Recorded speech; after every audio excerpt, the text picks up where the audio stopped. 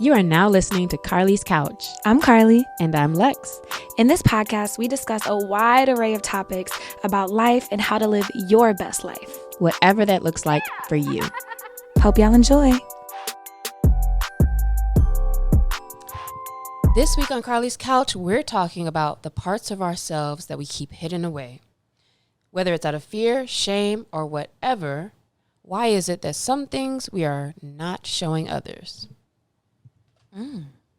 How you doing today, Lexi? I'm doing good. I got some steaks and some shrimp marinating in the cut. Chef Lex. We about to hit the grill after this episode, hence we about to keep this mad short. Because we hungry.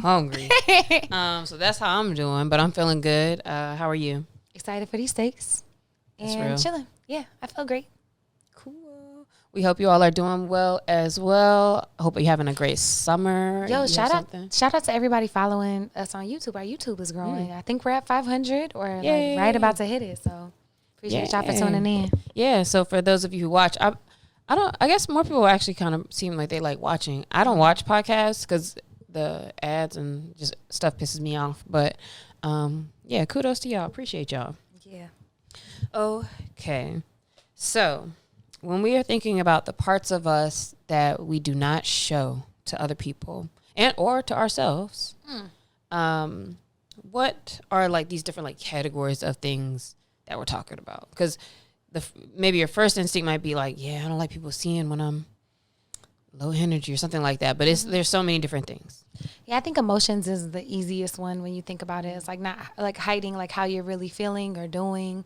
And a lot of people aren't even in touch with their own emotions. So Yeah, that was me. I didn't even know how I felt to even show it. So yeah, or to myself or to anybody else.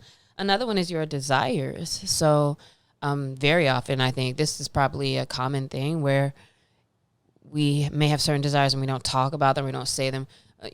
I would say, you maybe disagree, but I would say I feel like rarely people really like state like big desires, like, yeah, I want this and I want that. It seems like people kind of try to keep it chill so they like mitigate disappointment. But I love when people do like post, like for example, I've seen tweets like where people are like, oh, I want to work with Beyonce. And then they circle back and repost like them working with Beyonce. Yeah.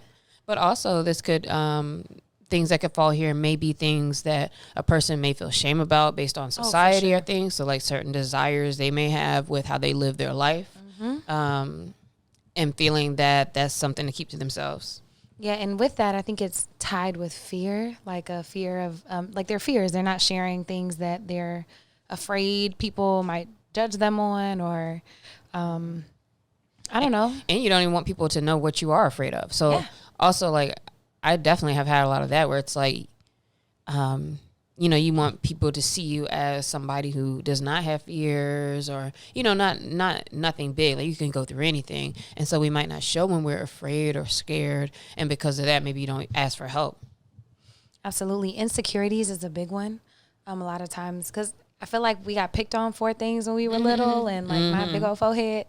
And, it just becomes things that you try to hide from people or you don't want to talk about. But I think that's interesting. And I'm excited to talk about how maybe actually not hiding them could help with that. But anyways.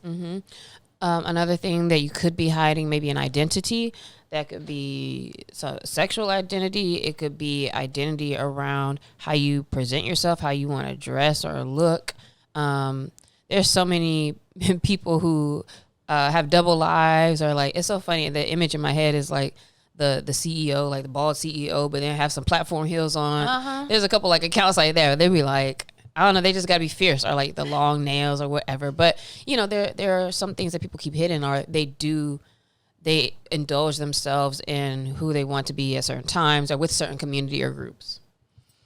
100%. Another could be memories or past or like traumas. Like a lot of people keep those things hidden and don't want to talk about that or share those things.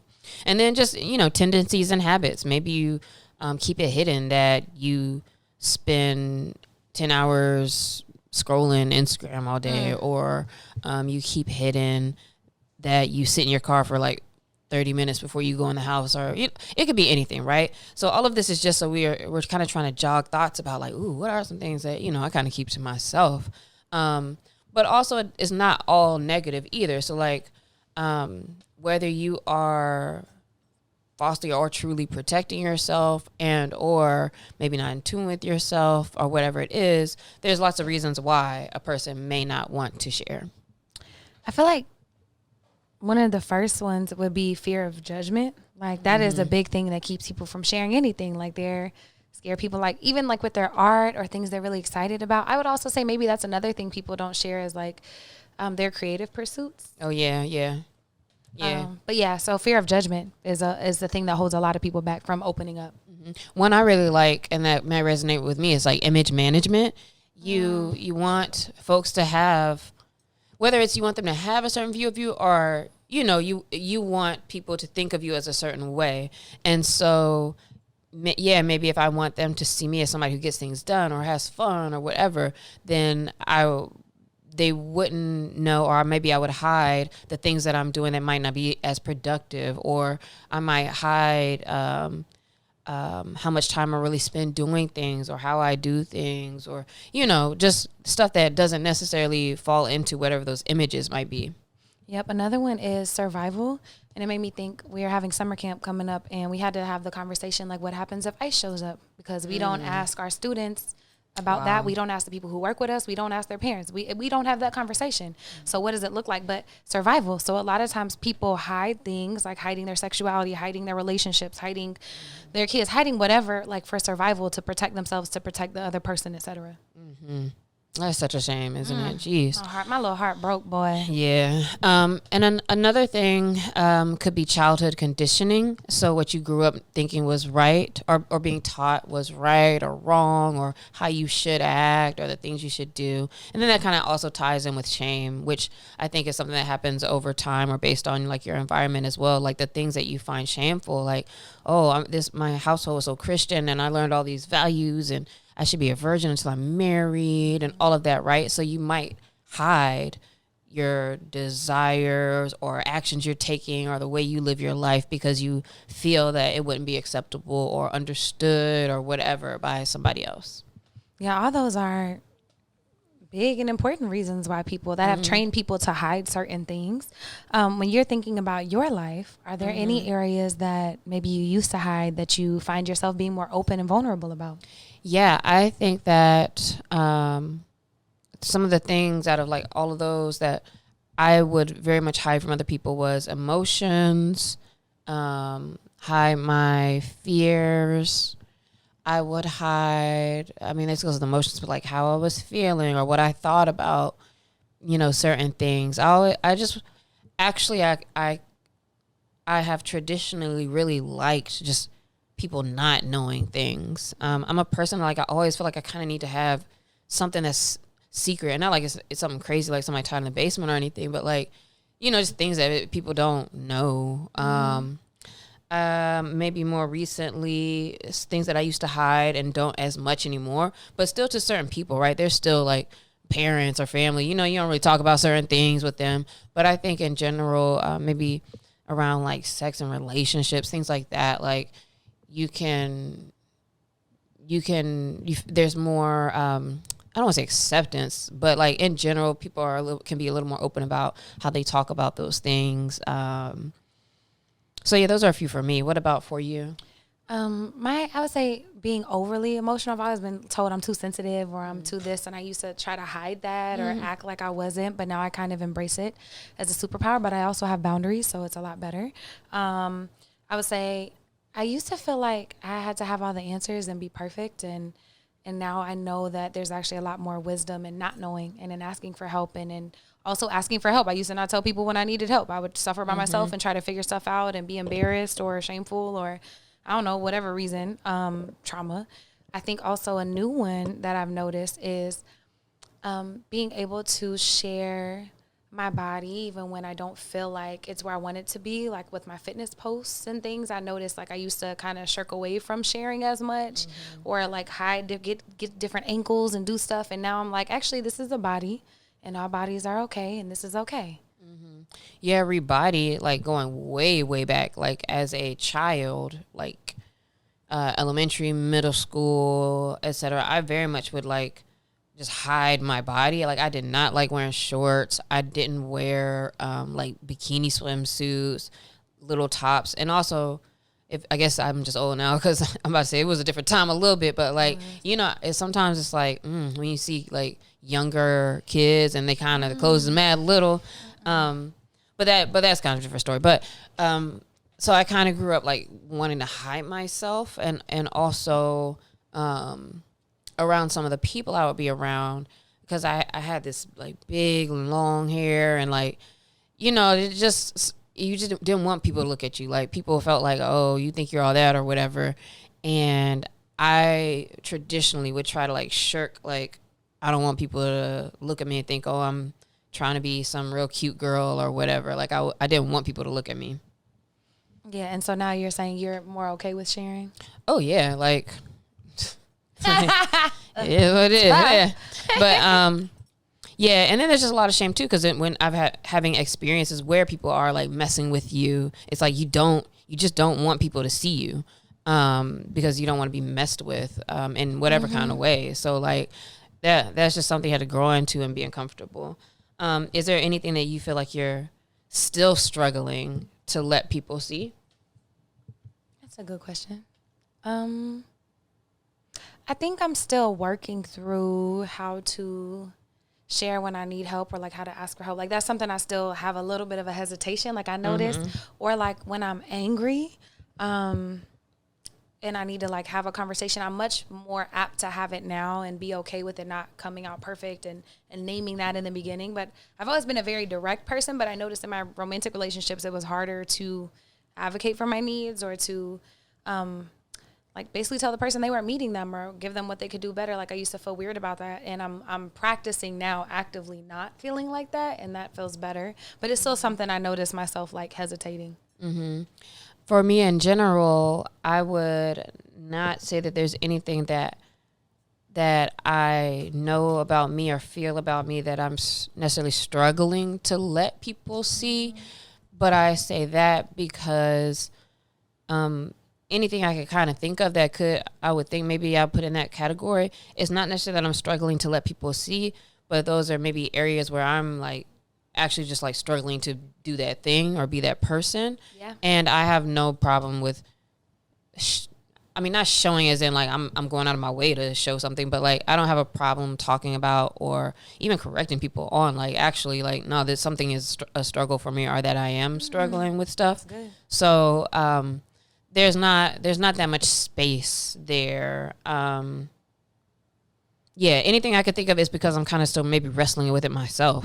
And so it's about myself, maybe struggling to see myself in certain ways for right now. Maybe I'm in that kind of section. And when we think about what these hidden parts reveal about us, that's a great one. Like those are things that you're still struggling to see yourself. So it's hard to share because maybe you're still working out the relationship with that thing. Right. Like what is this for me? But also, like we said before too, like there's so many things that we grow up learning or being taught are unacceptable. And so when you think about the things that are hard for you to reveal, it could be around that. So like sexuality or like how the type of relationship you have, you poly and all these different things, right? Like those are parts that might be a struggle because those aren't things that everybody will understand or accept, etc.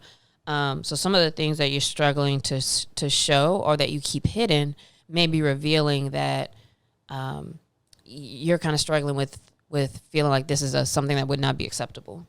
Yeah, and in that same vein, like it might make you feel like, oh, if I do share this, then not only am I going to be judged, but maybe I'm not going to be loved or maybe people won't understand me. And so thinking about those things that, we hide to stay lovable. You don't want to ever speak up for yourself because then you're easygoing and everybody receives that, but then you're not actually advocating for yourself. But maybe that's why you hide. You don't want to be unloved or misunderstood. I think things like finances and your job and stuff like that could fall into that place too, because a lot of times we can think like, I know, like if I'm struggling with money or struggling with a thing, like I'm not in a position to date, or like you feel like you can't do certain things because, how do you feel being on a date and being like, yeah, I'm, dealing with this or that, or, you might not. and I also, not to say like maybe you shouldn't be Ruth's Chris and shit, but of course, like if you know somebody might judge that, then that's not something that you would really probably put in the forefront of a conversation. Absolutely. And then I feel like there's a tension between like being authentically yourself and then also feeling the norms to belong in a certain group or with your friends, or if you've always been a certain way. And so there could be this tension between who you really are and who you felt like you had to be. And that definitely reveals that. And that kind of goes with like what you're taught is unacceptable too. It's why it's so hard for like people to come out to their families or to other people and stuff. Like it really is like a tension between if you are going to be able to live for yourself or live for other people. And so it can be tough. It can limit you though, I would say. I definitely like, so all the things that I can think of over the years that are things that I kind of kept hidden. Once I realized them, work on them, or the things that I'm figuring out or working out now, I'm working through them because I know that they might limit my ability to have good relationships because I'm not being fully truthful or open, or, you know, if you're like, I'm kind of lying to myself about a thing, you're kind of presenting it in that way to somebody else. And so it definitely, one thing I saw is how it limited me in relationships to not really be like authentic and kind of like in my full self. I think you just said it right before we went into this.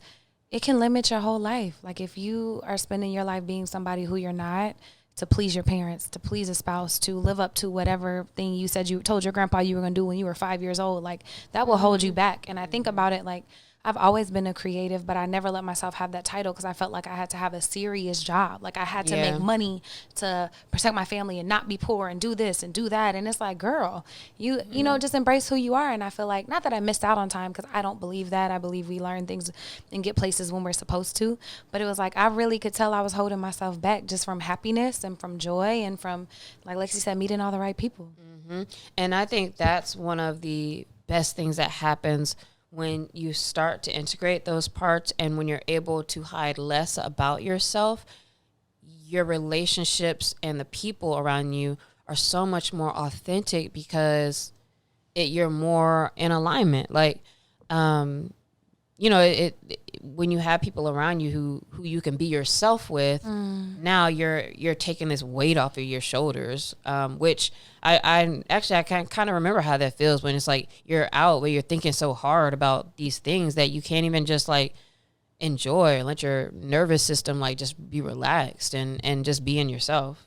And that's the best part of having to no longer perform or wear a mask for other people or at your job or whatever, is just that weight it takes off of, like the pressure off your heart. So then let's talk about maybe some ways that you can gently start to show up more fully. I think that one of the most important things is kind of like checking in with yourself.